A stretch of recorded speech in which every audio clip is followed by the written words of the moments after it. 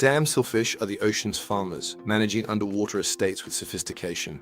Much like human agriculture, they cultivate their favorite red algae, meticulously weeding out unwanted algae, and even biting live coral to clear new farmland. They maintain such a remarkable algae monoculture that it would vanish within a week if the fish were removed. Most astonishingly, Caribbean longfin dam sailfish have domesticated mysid shrimp, a relationship that borders on the symbiotic genius. The fish protects these swarms from predators, and in return the shrimp fertilize the algae with nutrient-rich waste, making it more nutritious. Dam sailfish with shrimp herds are markedly healthier than those farming alone. To protect their investment, they become fierce, tireless guards, charging at much larger fish and even divers with fearless determination. However, this farming carries a sobering cost. By biting coral and defending their monocultures, dam sailfish reduce biodiversity and hinder coral recovery. It's nature's delicate balance, a tiny fish shaping its world with profound consequences rippling across the reef.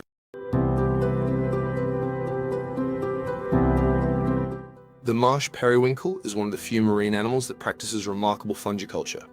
Found in US Atlantic and Gulf Coast salt marshes, these snails don't eat the tough cordgrass they live on. They use it to grow fungal crops with incredible precision.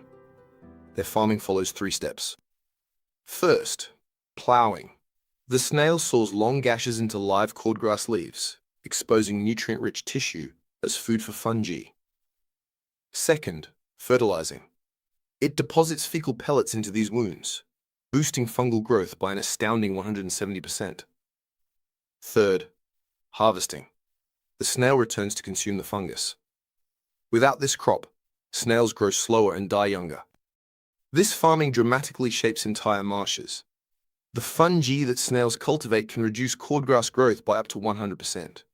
During droughts, snails form massive fronts that overfarm, transforming healthy marsh into mudflats. Yellow meadow ants are masterful aphid ranchers, employing advanced techniques to manage their underground herds with striking intelligence.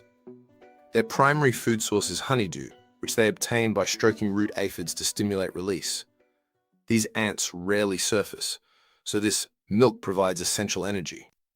As active pasture managers, they tunnel through soil to move aphids between root systems, ensuring fresh sap is always available. They fiercely protect herds from underground predators like centipedes.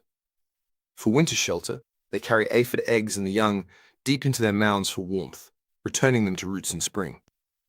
They use chemical fencing, footprint traces that calm aphids and prevent wandering.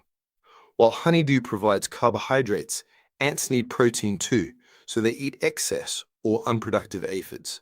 During winter when sap slows, they consume aphids to survive. Their herd management includes remarkable hygiene. They recognize and remove sick or dead aphids, quarantining to prevent disease outbreaks with surgical precision.